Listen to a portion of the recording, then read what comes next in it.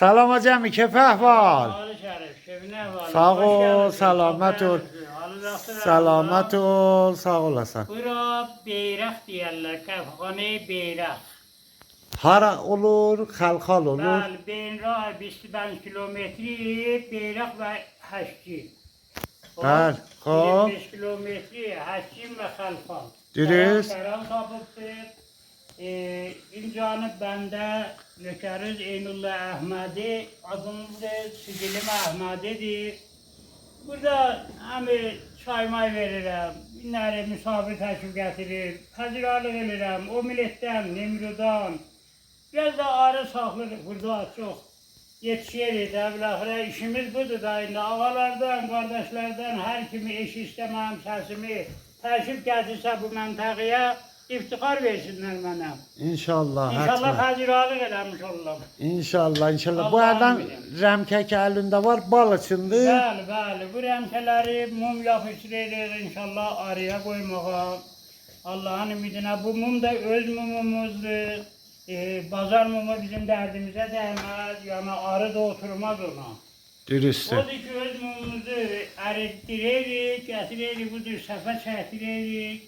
Yapışdırırıq, biləxirə, yüzmərdə işimiz budur da.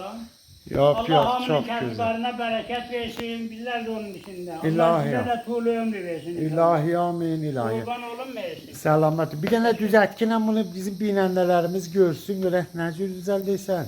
Can, bəli, bəli. Ben film bəli. çəkirəm, sən Bəli, bəli. zəhmət çək. Xahişdən. Mumları bu cür qoyuruq, rəmkənin üstünə, bu cür bıçağla dağ vururuq buna ki, Ha. yapışsın, əriməsin, düşməsin. Bu simdəki misafirət simdir.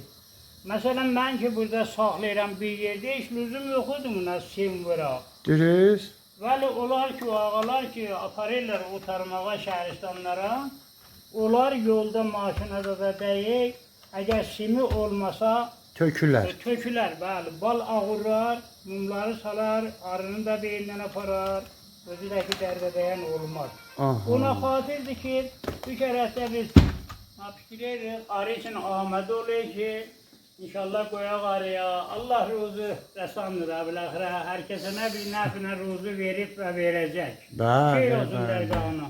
Sağ ol, sağ ol. Qurban olun, mersi, Selamet təşəkkür. olasın inşallah. Sana kurban Allah olsun. seni bize çok görmesin. Qurbanım, dostlara buyurarsın, təşrif gətirərlər bu yanına. Atman, atman. Koy tablondan da bir tane Təbii cəzanın qırağında. burada var. Hala eşikten de gösterdim. Kolbeyra, Kozer.